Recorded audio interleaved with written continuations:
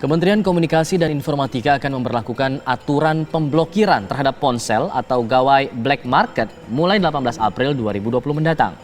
Pemerintah dan operator seluler hari ini menguji cobakan aturan IMEI atau International Mobile Equipment Identity demi memberantas peredaran ponsel ilegal.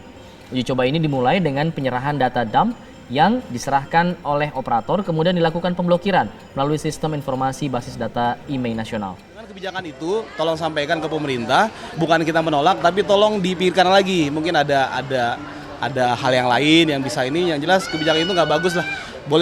Boleh ditanya ke seluruh pedagang pun itu sangat merugikan kita lah, intinya gitu. Saya sangat setuju dengan adanya kebijakan pemerintah. Karena nggak tanpa alasan pemerintah melakukan itu. Kalau melihat dari sisi perhitungan, pemerintah itu mengalami kerugian sekian triliunan di perpajakan kita. Nah, kalau kita sendiri sangat mendukung banget kalau misalnya seluruh masyarakat Indonesia, khususnya para pengusaha yang ada di wilayah Jabodetabek atau Kota Jakarta, itu semua harus dan mau membeli produk yang resmi. Di pertokoan sekarang kan udah banyak garansi resmi, HP garansi resmi banyak. Sekarang kan udah gandeng tam gitu. Jadi udah nggak begitu banyak juga distributornya ya. Mainnya sekarang tam gitu. Akan memberlakukan aturan pemblokiran IMEI besok pada 18 April 2020 untuk memberantas ponsel ilegal.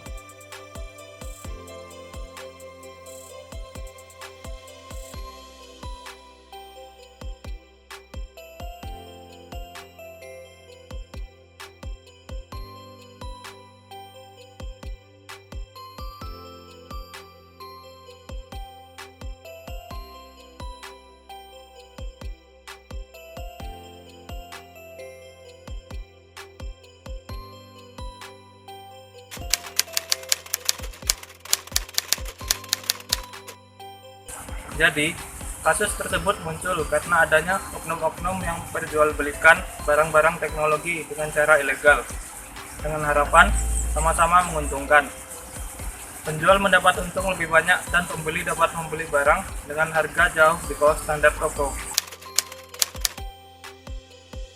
Perusahaan retail dan distributor Merajaya menyambut positif keputusan pemerintah yang akan menerbitkan dan mensahkan peraturan IMEI untuk mengurangi beredarnya ponsel ilegal atau black market di Indonesia. Jatmiko Wardoyo, Direktur Marketing and Communication Merajaya Group, mengatakan Merajaya selalu mendukung setiap upaya pemerintah dalam memerangi ponsel black market. Peraturan IMEI akan memberikan perlindungan terhadap konsumen dalam bentuk garansi resmi. Peraturan IMEI ini sangat penting karena manfaatnya tidak saja akan dirasakan konsumen dan pemain di industri ponsel, tapi pemerintah itu sendiri. Bagi pemain di industri, bakal mendapat kepastian iklim usaha lagi bagi perusahaan yang mentaati aturan yang ditetapkan oleh negara, katanya.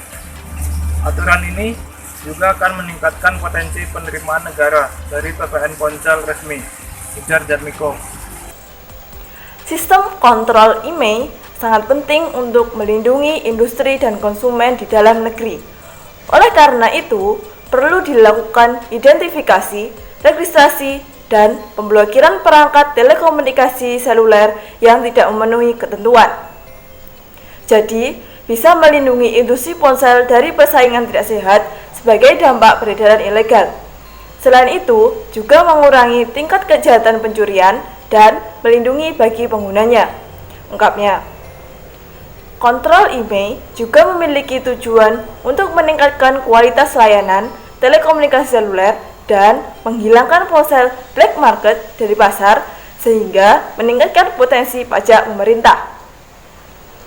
Namun, upaya mendukung program kontrol IMEI tersebut sangat dibutuhkan regulasi sebagai payung pengelolaan data IMEI. Pemerintah akan membuat regulasi terkait sistem informasi registrasi identifikasi nasional atau yang sering disebut dengan SIRENA agar bisa berjalan dengan baik. Dalam hal ini, Kemenprin mengatur terkait database IMEI dan Kementerian Kominfo mengatur mengenai pemanfaatan data IMEI dan terkait data IMEI pada operator, ucapnya. Informasi atas daftar IMEI yang Hal tersebut dapat dimanfaatkan oleh instansi pemerintah terkait untuk membuat kebijakan sesuai dengan kewenangannya, ucapnya.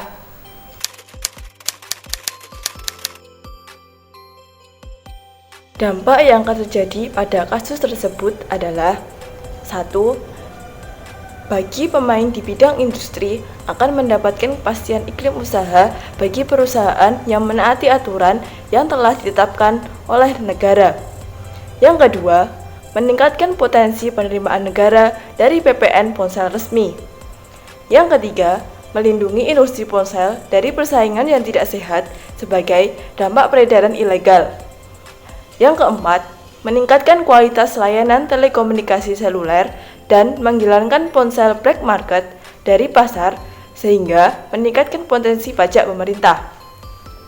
Yang kelima, memberikan perlindungan terhadap konsumen dalam bentuk garansi resmi ponsel dari prinsipal. Dalam aturan IMEI dengan ketetapan skema waitlist atau dengan cara konsumen menguji sendiri IMEI-nya sebelum membeli ponsel, sebelumnya APSI telah menyebutkan bahwa potensi hilangnya nilai pajak bisa mencapai 2,8 triliun per tahun akibat ponsel ilegal yang telah masuk di Indonesia.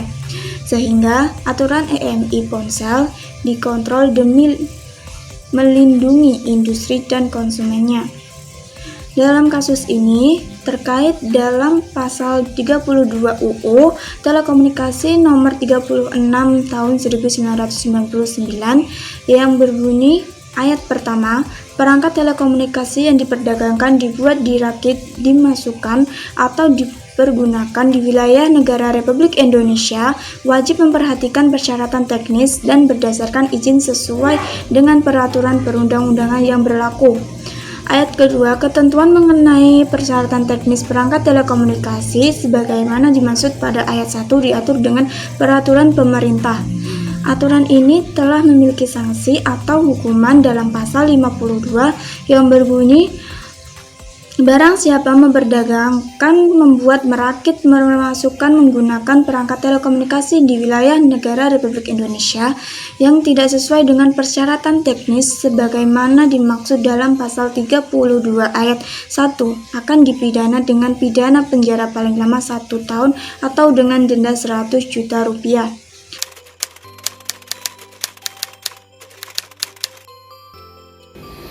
Respon lembaga negara terkait dengan pemblokiran ini yaitu Kementerian Perindustrian atau Kemenperin menandatangani peraturan menteri atau Permen Perindustrian terkait aturan blokir ponsel black market atau BM di Indonesia pada hari Jumat 18 Oktober 2019 bersama dengan Kementerian Perdagangan atau Kemendak dan Kementerian Komunikasi dan Informatika atau Kominfo.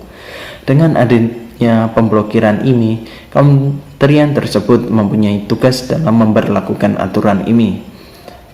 Yang pertama, ada Kementerian Perindustrian bertugas menyiapkan database dan Sibina menyiapkan SOP tata kelola Sibina, yaitu SOP Device Verification System, SOP Device Registration System, stok pedagang dan hand carry disiapkan bersama Kementerian Perdagangan, dan SOP Lost and Stolen disiapkan bersama Kementerian Komunikasi dan Informatika.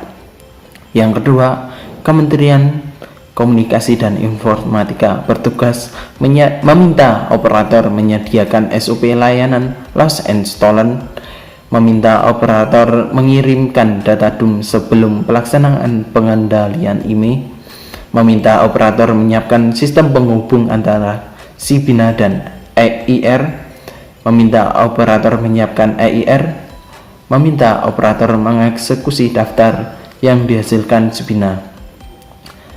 Yang ketiga, ada Kementerian Perdagangan bertugas membina pedagang untuk mendaftarkan stok IMEI perangkat ke dalam Sibina, menyiapkan sistem penghubung untuk device registration system, yaitu 6 bulan pertama untuk stok pedagang, selanjutnya selama masa operasional untuk pendaftaran hand carry dan layanan VIP.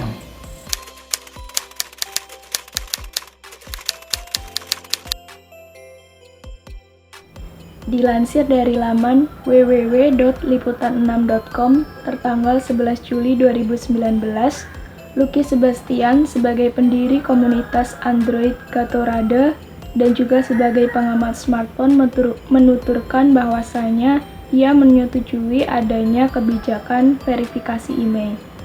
Menurutnya, apabila aturan ini diberlakukan, maka dapat menghentikan peredaran ponsel black market di Indonesia. Selain itu, dengan adanya kebijakan ini, maka smartphone yang dicuri atau emailnya yang digandakan dapat diatasi.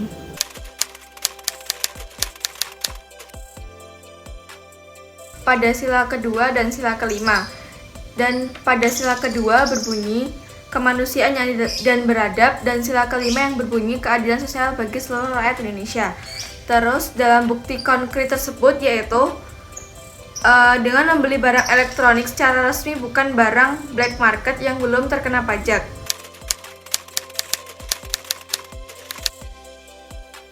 Pada nilai pokok terdapat pada Pancasila dan Undang-Undang Dasar 1945. Yang kedua yaitu nilai instrumental. Nilai instrumental itu terdapat pada peraturan terkait pemblokiran email dan bea cukai. Terus yang ketiga yaitu nilai praksis. Nilai praksis itu yaitu nilai anti diskriminasi dan nilai keadilan.